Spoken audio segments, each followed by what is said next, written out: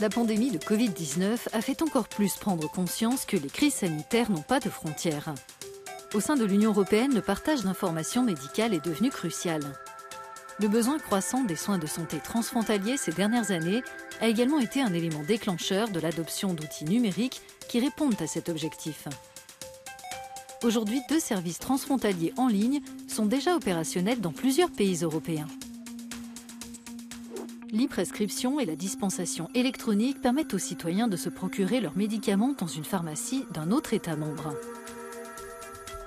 Le dossier de santé informatisé fournit des renseignements médicaux essentiels pour assurer les soins des patients venant d'un autre pays de l'Union. Lors d'un séjour au Luxembourg, pays où ce dossier numérique est en place depuis 2 ans, Leila, qui est portugaise, doit consulter un médecin. Le praticien a accès à son dossier en surmontant les barrières des différentes normes médicales et de la langue.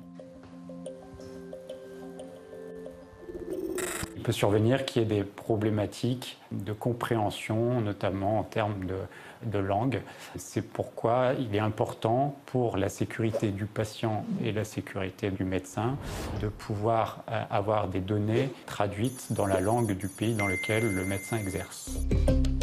L'accès aux données de santé du patient dans le cadre de ce dispositif n'est possible que s'il a donné son consentement à leur partage. Les données accessibles au niveau de cet échange transfrontalier sont notamment le médecin traitant, les maladies que le patient a, les interventions chirurgicales qu'il a eues dans le passé, les dispositifs médicaux, les allergies, notamment médicamenteuses, les traitements et les vaccins.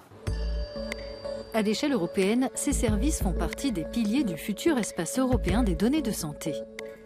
Pour faciliter l'échange transfrontalier des informations médicales, le Luxembourg a mis en œuvre les exigences techniques qui étaient nécessaires en matière de systèmes informatiques. Pour la mise en œuvre du dossier de santé informatisé, nous devons relever plusieurs défis. D'une part, créer l'interopérabilité technique, c'est-à-dire faire communiquer les systèmes, mettre en place l'interopérabilité sémantique, mais aussi fournir les données sous une forme codée et structurée pour permettre la traduction et le transcodage destinés aux professionnels de santé. L'interopérabilité des systèmes de santé nationaux permet aussi de réduire les coûts des soins car elle évite la répétition des analyses cliniques. À Bruxelles, un expert souligne également qu'elle améliore la qualité de la prise en charge. Cela favorisera la continuité des soins, mais aussi la sécurité, car malheureusement, ce que nous constatons actuellement, c'est qu'en raison d'un manque d'informations, les médecins et les infirmiers commettent parfois des erreurs médicales qui peuvent être préjudiciables, voire mortelles pour les patients. Le partage des données implique aussi de les protéger. L'infrastructure doit répondre à des critères de sécurité élevés. Tous les systèmes informatiques des différents pays sont reliés par des points de contact nationaux pour la santé en ligne. De plus, l'échange de données à travers l'Union se fait via un réseau séparé qui n'est pas connecté à Internet pour garantir la sécurité du transfert des informations médicales.